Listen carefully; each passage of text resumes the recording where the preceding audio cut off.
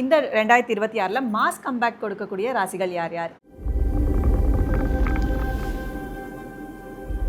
பார்த்தீங்கன்னா ஃபஸ்ட்டு மிதுன ராசிக்காரர்களுக்கு வந்து இப்போ ஜென்ம குருவாக உட்காந்துட்ருக்கு. இவங்க போன வருஷத்துலேருந்து படாத பாடுபட்டிருப்பாங்க. இந்த வருஷம் வந்து அந்த ஜென்ம குரு அதிசார வக்ரம் எடுத்திருந்துச்சு இல்லையா கடகத்துக்கு, அப்போவே இவங்க ஒரு ரீஎன்ட்ரி கொடுத்துருப்பாங்க. அது தொழிலில் மெயினான விஷயம் வந்து ஐடி ஃபீல்டில் இருக்கக்கூடியவங்களுக்கு ஒரு நல்ல ஒரு வாய்ப்பு. ஏன்னா கெட்ட பேர் வாங்கியிருப்பாங்க, பிரச்சனைகள் அதிகமாக இருக்கும். அடுத்து படிப்பில் எல்லா இடத்துலையும் வந்து ஃபெயில் ஆகி ஒரே அட்டம்ப்டில் பாஸ் ஆகக்கூடிய ஒரே ராசின்னு பார்த்தா திரும்பி ரிட்டர்ன் ஆகிறது வந்து இவங்க மட்டும்தான். இந்த ராசிக்காரர்களுக்கு விடாமுயற்சி இருக்குது. அடுத்தது கடகம். பேர் புகழ் பதவி இது எல்லாமே கிடைச்சிருக்கும், பணம் கிடைக்காம இருக்கும்.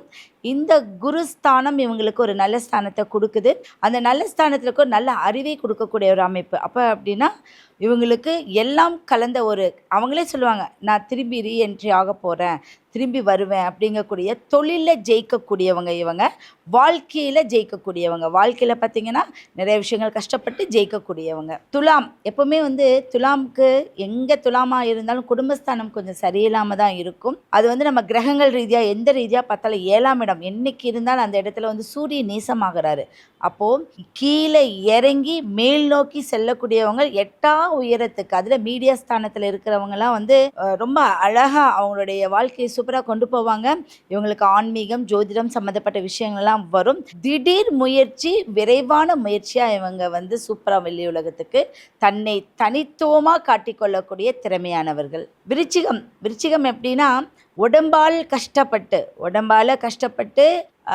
மனதால் கஷ்டப்பட்டு தன்னை வருத்தி கொண்டு திரும்பவும் வெளி உலகத்துக்கு பெரிய லெவலில் தொழிலில் சொந்த தொழிலில் பெரிய லெவலுக்கு வரக்கூடியவங்க இந்த விருச்சிக ராசி.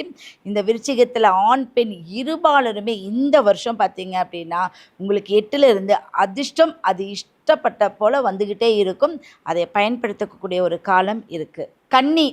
கன்னி வந்து திருமணம் ஆகாமல் எத்தனையோ பேர் இருப்பாங்க. திருமணம் ஆனாலும் நீங்கள் நிறைய பேர் வந்து இதில் இருக்கிறவங்க நீங்கள் பாருங்கள், கல்யாணம் ஆகாதவங்க இருப்பாங்க, இல்லை திருமணமாகி கணவன் மனைவி வந்து பெரிய லெவலுக்கு இல்லாதவங்களாக இருப்பாங்க.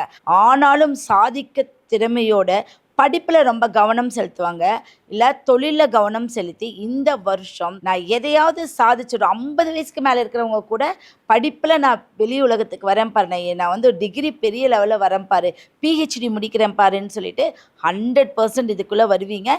ஏதாவது ஒரு விஷயத்தில் முன்னேறிக்கிட்டே இருப்பீங்க. அது உங்களுக்கு நல்லா சப்போர்ட் பண்ணும். மகரம் வந்து கர்மாதிபதி. எப்போவுமே ஒரு கர்மாதிபதி அப்படிங்கும்போது ஏதாவது விஷயத்தில் அடிபட்டே இருப்பாங்க, உடலால் உள்ளத்தால் பாதிக்கப்பட்டவங்க. இந்த வருஷம் அவங்களுக்கு ஒரு அற்புதமான ஒரு விஷயம் என்ன அப்படின்னா அவங்க குழந்தைக்கு இவங்களை முன்னேற்றி விடுவாங்க. ரொம்பவே இன்ட்ரெஸ்டிங்காக இந்த சினிமா ஜோதிடம் எபிசோட் 2 வந்து இருந்தது. இதே மாதிரி இன்ட்ரெஸ்டிங்காக அடுத்தடுத்த பதிவுகள் பார்க்க நம்ம அஸ்ட்ரோ தமிழா சேனலை ஃபாலோ பண்ணிக்கோங்க.